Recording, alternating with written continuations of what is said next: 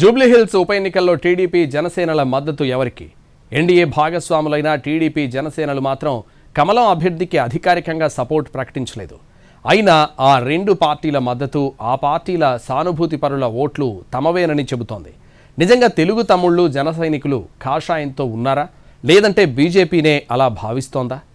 జూబ్లీహిల్స్ నియోజకవర్గం పరిధిలో ఉన్న అన్ని ప్రాంతాల్లోనూ ఏపీ ప్రజలు పెద్ద ఎత్తున ఉన్నారు. ఏపీకి చెందిన ప్రధాన రాజకీయ పార్టీల మద్దతుదారులు కూడా భారీ సంఖ్యలో ఉంటారు. వైసీపీ అటు జాతీయ స్థాయిలో కానీ ఇటు రాష్ట్ర స్థాయిలో కానీ ఏ నేషనల్ పార్టీతోనూ నేరుగా మద్దతు ఇవ్వడం లేదు. కానీ టీడీపీ జనసేనలు మాత్రం బీజేపీ నేతృత్వంలోని ఎన్డీఏ పక్షాలే. దీంతో జూబ్లీహిల్స్ నియోజకవర్గంలో టీడీపీ జనసేన మద్దతుదారులు తమకే అండగా ఉండాలని బీజేపీ ఆశిస్తోంది.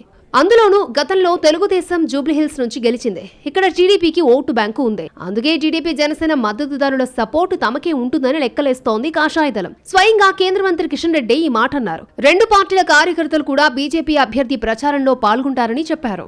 అయితే ఇప్పటి వరకు టీడీపీ జనసేనలు అధికారికంగా బీజేపీకి మద్దతునిస్తున్నామని ప్రకటించలేదు. బీజేపీ అభ్యర్థిని గెలిపించాలని పిలుపు ఇవ్వలేదు.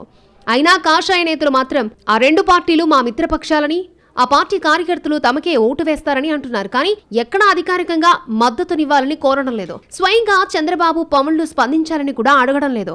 అసెంబ్లీ ఎన్నికల్లో టీడీపీ జనసేనల సానుభూతి పరులు తమకు ఓట్లు వేయలేదని భావిస్తున్న బీజేపీ అందుకే జూబ్లీహిల్స్ లో కేవలం 25,000 మాత్రమే వచ్చాయని గుర్తు చేస్తోంది. టీడీపీ జనసేనలు బీజేపీతో కలవడంతో పార్లమెంటు ఎన్నికల్లో జూబ్లీహిల్స్ లో 64,000 ఓట్లు వచ్చాయి. జూబ్లీహిల్స్ బైపోల్లోనూ అదే రిపీట్ అవుతుందని లెక్కలేస్తోంది కాషాయ పార్టీ.